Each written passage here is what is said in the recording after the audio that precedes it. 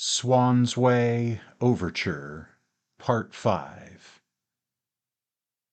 And so it was that, for a long time afterwards, when I lay awake at night and revived old memories of Combray, I saw no more of it than this sort of luminous panel, sharply defined against a vague and shadowy background, like the panels which a Bengal fire or some electric sign will illuminate and dissect from the front of a building the other parts of which remain plunged in darkness.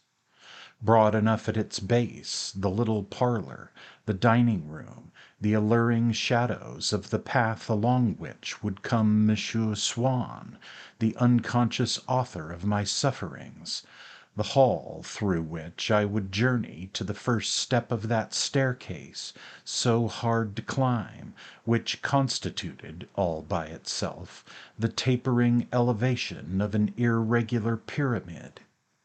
And at the summit, my bedroom, with the little passage through whose glazed door mamma would enter. In a word, seen always at the same evening hour, isolated from all its possible surroundings, detached and solitary against its shadowy background, the bare minimum of scenery necessary, like the setting one sees printed at the head of an old play for its performance in the provinces. The bare minimum of scenery necessary to the drama of my undressing, as though all Combray had consisted of but 2 floors, joined by a slender staircase, and as though there had been no time there but 7 o'clock at night. I must own that I could have assured any questioner that Combray did include other scenes, and did exist at other hours than these, but since the facts which I should then have recalled would have been prompted only by an exercise of the will, by my intellectual memory, and since the pictures which that kind of memory shows us of the past preserve nothing of the past itself, I should never have had any wish to ponder over this residue of Combray. To me it was, in reality, all dead. Permanently dead? Very possibly. There is a large element of hazard in these matters, and a second hazard, that of our own death, often prevents us from awaiting for any length of time the favors of the first. I feel that there is much to be said for the Celtic belief that the souls of those whom we have lost are held captive in some inferior being, in an animal, in a plant, in some inanimate object, and so effectively lost to us until the day, which to many never comes, when we happen to pass by the tree or to obtain possession of the object that forms their prison. Then they start and tremble, they call us by our name, and as soon as we have recognized their voice, the spell is broken. We have delivered them, they have overcome death and return to share our life. And so it is with our own past. It is a labor in vain to attempt to recapture it. All the efforts of our intellect must prove futile. The past is hidden somewhere outside the realm, beyond the reach of intellect, in some material object, in the sensation which that material object will give us, in some material object which we do not suspect. And as for that object, it depends on chance whether we come upon it or not before we ourselves must die. Many years had elapsed during which nothing of Combray, save what was comprised in the theatre and the drama of my going to bed there, had any existence for me, when one day in winter, as I came home, my mother, seeing that I was cold, offered me some tea, a thing I did not ordinarily take. I declined at first, and then, for no particular reason, changed my mind. She sent out for one of those short plump little cakes called petite madeleine, which look as though they have been molded in the fluted scallop of a pilgrim's shell. And soon, mechanically, weary after a dull day, with the prospect of a depressing morrow, I raised to my lips a spoonful of the tea in which I had soaked a morsel of the cake. No sooner had the warm liquid, and the crumbs with it, touched my palate, than a shudder ran through my whole body, and I stopped, intent upon the extraordinary changes that were taking place. An exquisite pleasure had invaded my senses, but individual, detached, with no suggestion of its origin, and at once the vicissitudes of life had become indifferent to me, its disasters innocuous, its brevity illusory, this new sensation having had on me the effect which love has of filling me with a precious essence, or rather, this essence was not in me, it was myself. I had ceased now to feel mediocre, accidental, mortal. Whence could it have come to me, this all-powerful joy? I was conscious that it was connected with the taste of tea and cake, but that it infinitely transcended those savours, could not, indeed, be of the same nature as theirs. Whence did it come? What did it signify? How could I seize upon and define it? I drink a second mouthful, in which I find nothing more than in the first.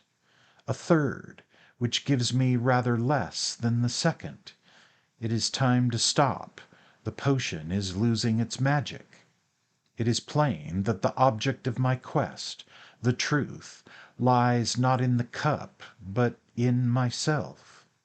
The tea has called up in me, but does not itself understand, and can only repeat indefinitely, with a gradual loss of strength, the same testimony, which I, too, cannot interpret, though I hope at least to be able to call upon the tea for it again, and to find it there presently, intact and at my disposal for my final enlightenment.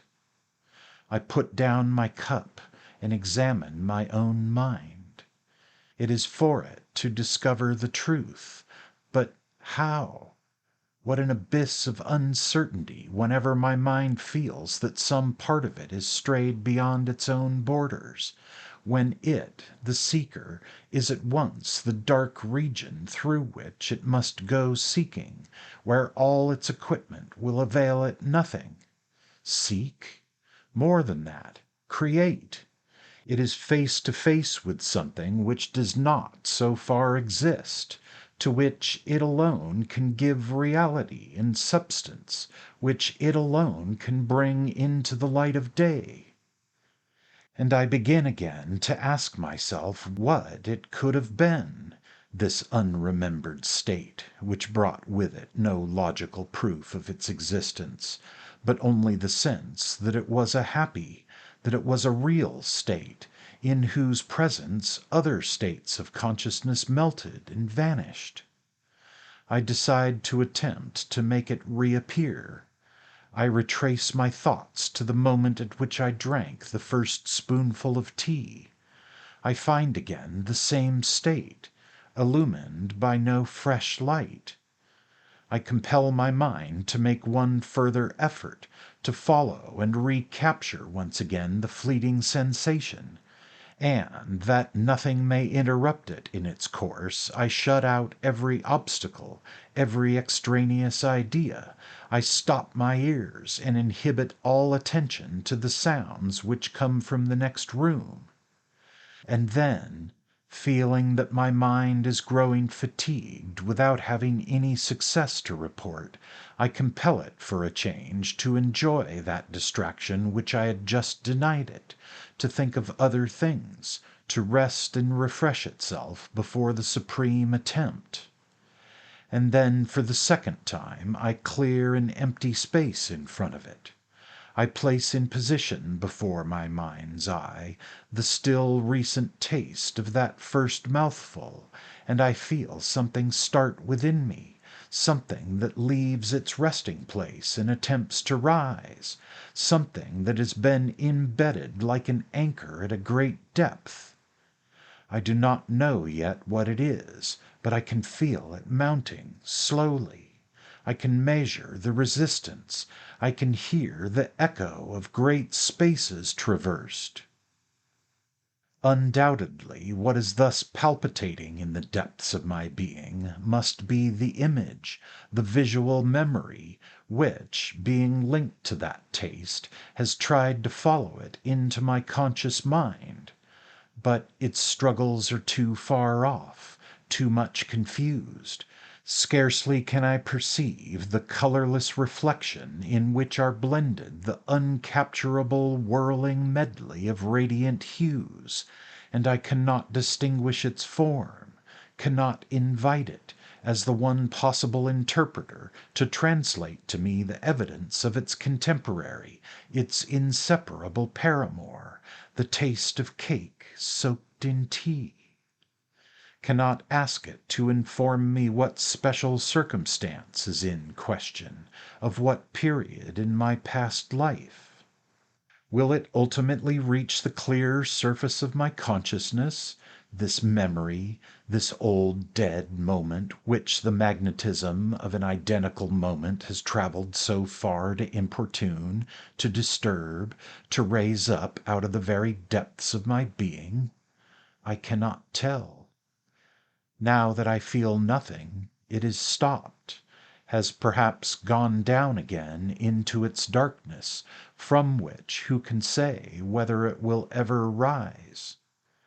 10 times over I must essay the task, must lean down over the abyss, and each time the natural laziness which deters us from every difficult enterprise, every work of importance, has urged me to leave the thing alone, to drink my tea, and to think merely of the worries of today and of my hopes for tomorrow, which let themselves be pondered over without effort or distress of mind.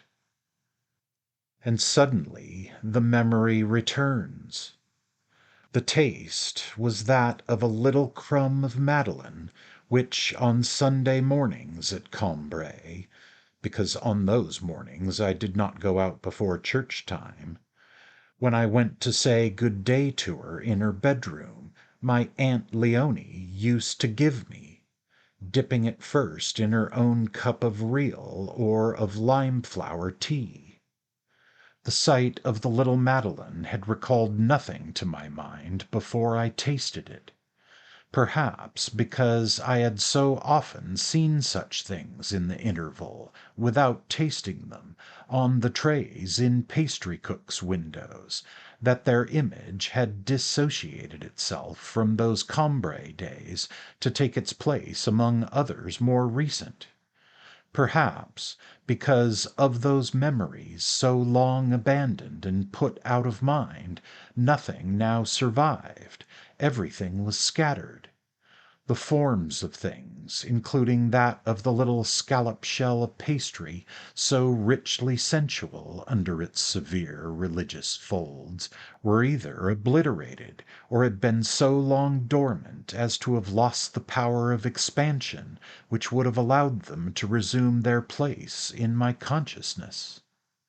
But when from a long distant past nothing subsists, after the people are dead, after the things are broken and scattered, still, alone, more fragile, but with more vitality, more unsubstantial, more persistent, more faithful, the smell and taste of things remain poised a long time, like souls, ready to remind us, waiting and hoping for their moment amid the ruins of all the rest, and bear unfaltering in the tiny and almost impalpable drop of their essence the vast structure of recollection.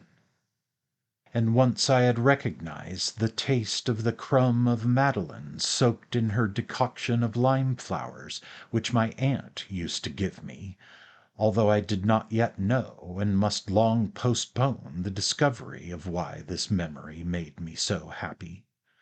Immediately the old grey house upon the street, where her room was, rose up like the scenery of a theatre to attach itself to the little pavilion opening on to the garden which had been built out behind it for my parents, the isolated panel which until that moment had been all that I could see. And with the house, the town, from morning to night and in all weathers, the square where I was sent before luncheon, the streets along which I used to run errands, the country roads we took when it was fine. And just as the Japanese amuse themselves by filling a porcelain bowl with water and steeping in it little crumbs of paper, which until then are without character or form, but the moment they become wet, stretch themselves and bend, take on color and distinctive shape, become flowers or houses or people, permanent and recognizable, so, in that moment, all the flowers in our garden and in Monsieur Swann's park, and the water lilies on the Vivant, and the good folk of the village and their little dwellings, and the parish church, and the whole of Combray and of its surroundings, taking their proper shapes and growing solid, sprang into being, town and gardens alike, from my cup of tea.